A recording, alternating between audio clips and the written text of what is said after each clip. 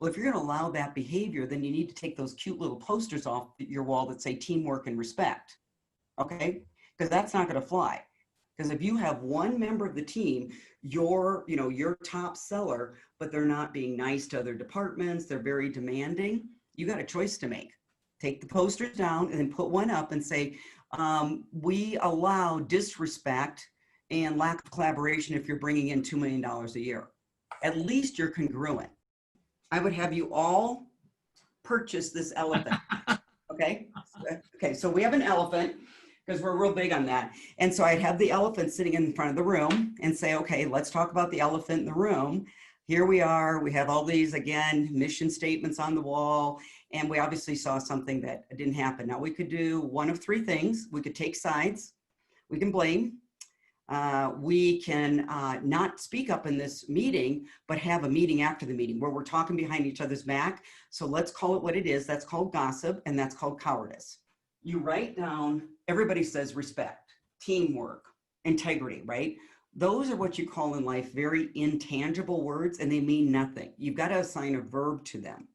So unless you can assign a verb to it, people can't see.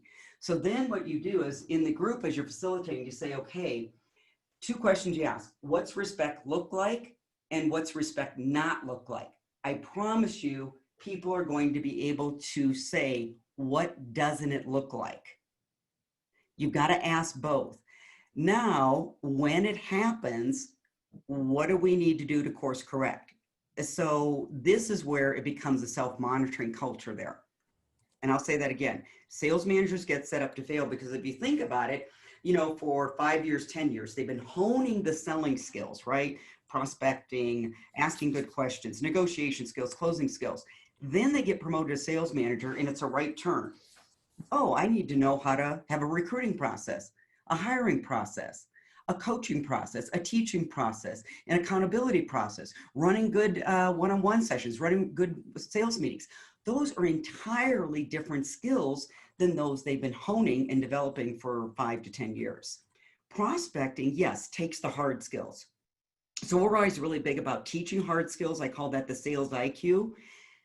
When you really study this, it's the sales EQ, the soft skills that allow for the execution, consistent execution of the right selling behaviors. So you can lay out a key performance plan, right? Do these sales activities, do this number, this type, each week, each month. But if you've hired someone that has instant gratification, they get frustrated easily with long buy cycles. They don't want to go after the big deals because big deals take longer. So we often end up coaching to the wrong end of the problem. We teach more tactical skills on prospecting, which is important, but maybe we should have looked at our hiring process. Did I hire somebody that could put in the work there? And you start problem solving and your salesperson or person can't hear a word you're saying because unless you demonstrate empathy first, they cannot hear any advice. So coachability to me is really important, especially we are going to be in this change curve. We are going to be there for the next 2 years. So if you do not have people that are coachable, and leads me to my second point, have an appetite for learning, I don't think you're going to be able to move forward with those people on your team. And then I'd say the third thing to look at, especially in this day and age, is something called impulse control or delayed gratification. And that is really the ability to put in the work to earn the reward.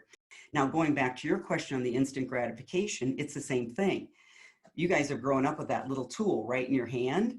So it is teaching instant gratification. I want it now. I want the answer now. So first thing you always do to change any habit is apply self-awareness, because that which you're not aware of, you cannot change, right? And that which you're not aware of, you're bound to repeat.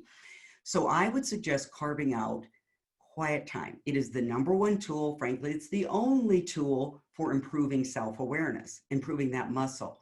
When you're selling, you're not actually selling to what you visibly see.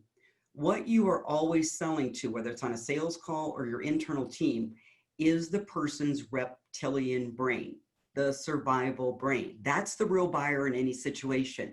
And when you think about it, it's been around for 200,000 years. It's the first part of your brain developed. So it is wired for survival. Teach your team that people do process differently and to respect it. really, if you're not humble, what generally starts happening is slightly, slowly, you start becoming a know-it-all. Well, know-it-alls then lead to arrogance. And when you become arrogant about your success, then you've got two sister brother diseases, mediocrity and complacency.